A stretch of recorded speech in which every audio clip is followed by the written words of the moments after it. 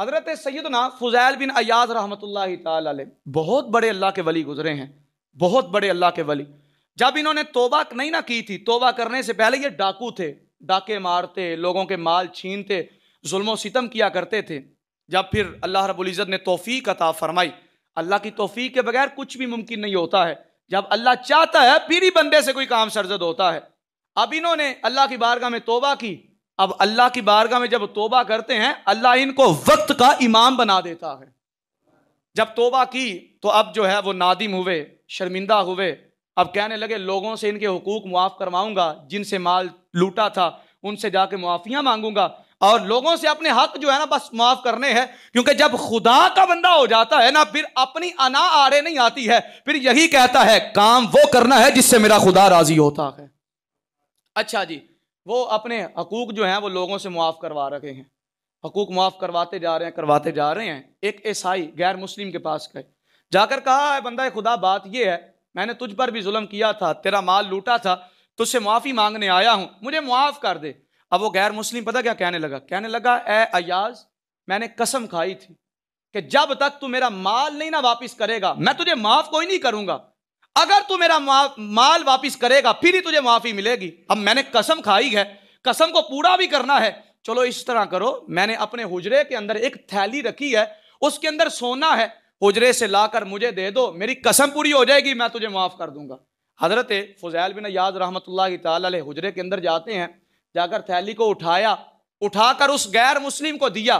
جب اس غیر مسلم نے تھیلی کو کھولا تو اندر سونے کے سکے تھے. کہنے لگا فضیل آج دل کرتا ہے مجھے کلمہ پڑھا اور مسلمان کر لے. اب حضرت فضیل بن عیاض رحمۃ اللہ تعالی علیہ فرمانے لگے او بندہ خدا، میں نے تو بس تیرا جو تو نے کہا وہ مان لیا، میں نے کون سا ایسا کام کیا کہ جس کی وجہ سے آج تو خود کہہ رہا ہے مجھے دارہ اسلام میں داخل کیجئے، میں نبی کا غلام بننا چاہتا ہوں، میں جو ہے وہ دارہ اسلام میں داخل ہو کے مسلمان ہونا چاہتا ہوں، بات کیا ہے، ریزن اور سبب کیا ہے؟ حضرت فضیل بن عیاض رحمۃ اللہ تعالی علیہ نے جب اتنا کہا نا تو وہ غیر مسلم کہنے لگا بات یہ ہے، میں نے اپنی مذہبی کتابوں میں پڑھا تھا کہ جب بندہ مسلمان خدا کی بارگاہ میں توبہ کرتا ہے نا، اب توجہ کے ساتھ سنیے گا، وہ غیر مسلم کہنے لگا میں نے اپنی مذہبی کتابوں میں پڑھا تھا جب بندہ مسلمان خدا کی بارگاہ میں توبہ کرتا ہے تو اللہ مقام یہ عطا فرماتا ہے، اگر مٹی کو بھی ہاتھ لگاتا ہے تو اللہ سونا بنا دیتا ہے. جب خدا کی بارگاہ میں توبہ کرتا ہے، اب مٹی کو بھی ہاتھ لگائے تو اللہ مٹی کو مٹی نہیں رہنے دیتا ہے بلکہ مٹی کو سونا بنا دیتا ہے. کہنے لگے فضیل بن عیاض رحمۃ اللہ تعالی علیہ بات کیا ہے؟ کہنے لگا اب یہ بات میرے دل کے اندر نا کھٹکھٹاتی تھی، میرے دل کے اندر یہ بات رہتی تھی کیسے مٹی سونا ہو سکتی ہے کسی کے ہاتھ لگنے سے. اب میں یہی سوچ رہا تھا کہ کس سے جا کر اس کی آزمائش پوری کروں، یہ کیسے آزماؤں، مجھے کیسے پتا چلے اور کیسے مجھے پتا ہوگا کہ مٹی بھی سونا بن جاتی ہے. فرماتے ہیں آج جب مجھے پتا چلا نا تو نے توبہ کی ہے، اب تو لوگوں سے اپنے اپنے حقوق معاف کرواتا جا رہا ہے. اب میں نے کہا موقع اچھا ہے، میں اپنی جو ہے وہ بات کو آزما لیتا ہوں. اگر تو بات وہی ہوئی جو ہماری کتابوں میں لکھی ہے تو پھر میں وقت میں تاخیر نہیں کروں گا، میں کہوں گا سونیا اگر تیرے امتی کی یہ شان ہے تجھے اللہ نے کتنا مقام عطا فرمایا ہوگا.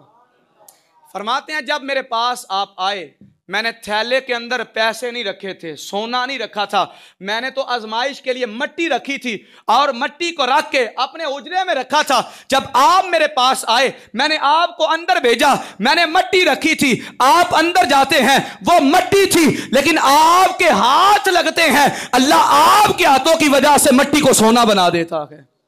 فرمایا جس کے امتی کی یہ شان ہے اس کے نبی کو اللہ نے کتنا مقام عطا فرمایا ہوگا.